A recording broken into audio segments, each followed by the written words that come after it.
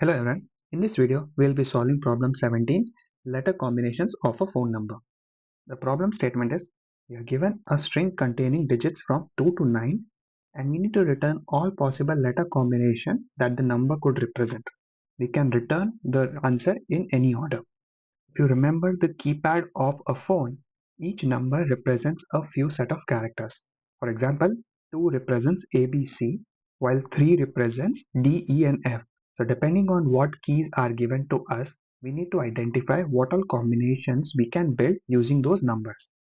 For example, if the input digits is 2 and 3, its corresponding alphabets will be ABC for 2 and DEF for 3. So using these numbers, we need to build all permutation combinations and return the output. It could be A and D, then A and E, then A and F, then similarly with B and D, B, E and BF, and so on and so forth. This is what is being covered in example number 1. I hope you were able to understand the problem statement. The problem statement is very easy, but the concept that we will be using to solve this problem is very important, as it will help you understand and break down complex problems in future. Let's switch to whiteboard and discuss the solution. This is a classic example on how we can use backtracking approach to solve the problem.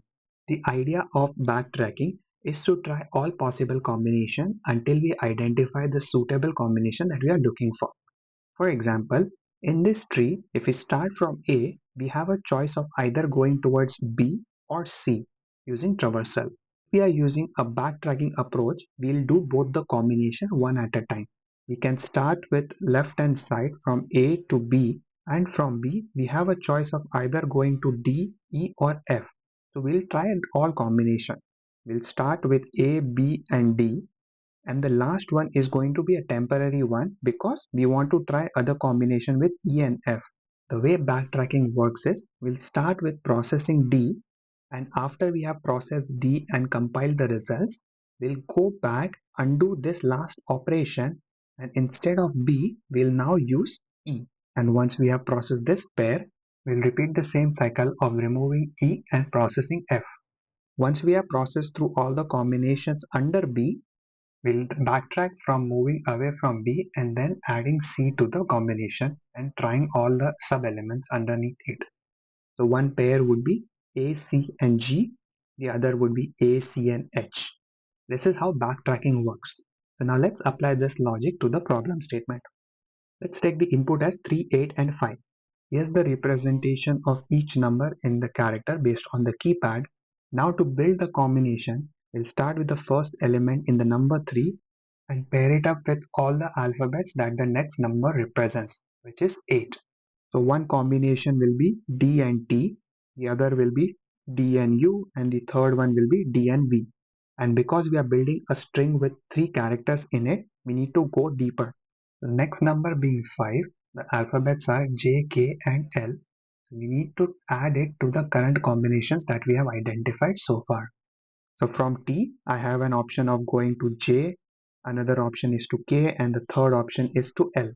And if we try to identify all of the pairs that we were able to build, one pair is DTJ, then DTK, DTL, similarly with DUJ, DUK, and then DUL. And the last but not the least will be DVJ and DVK and DVL. We'll have to do the same operation but with E and F. And as we were traversing, we were basically using the backtracking approach where we first started with processing D, T and J, and we backtracked to T and then tried a different combination with K. Similarly, we backtracked and then tried with L. And once we completed all of the numbers in the third digit or the third place, we backtracked from T and went to U. I hope you were able to understand how backtracking works and how it is helpful in solving this problem. With this solution, our time complexity is O of 4 raised to power n, where n is the number of digits in the given input, and the space complexity is O of n, which is being used by the solution as we are traversing through all of the combination and building the output. And if we are looking at the memory that we will be requiring to store the output, it will be 4 raised to power n. I hope you were able to understand the explanation. Let me show you how we can implement this using C#. Here is my C# solution. I initialized a dictionary to keep tabs on all of the letters and its corresponding characters map. It will help me identify what all combinations I need to build. In the main method, I start by checking if the input is not null or empty to make sure it is valid.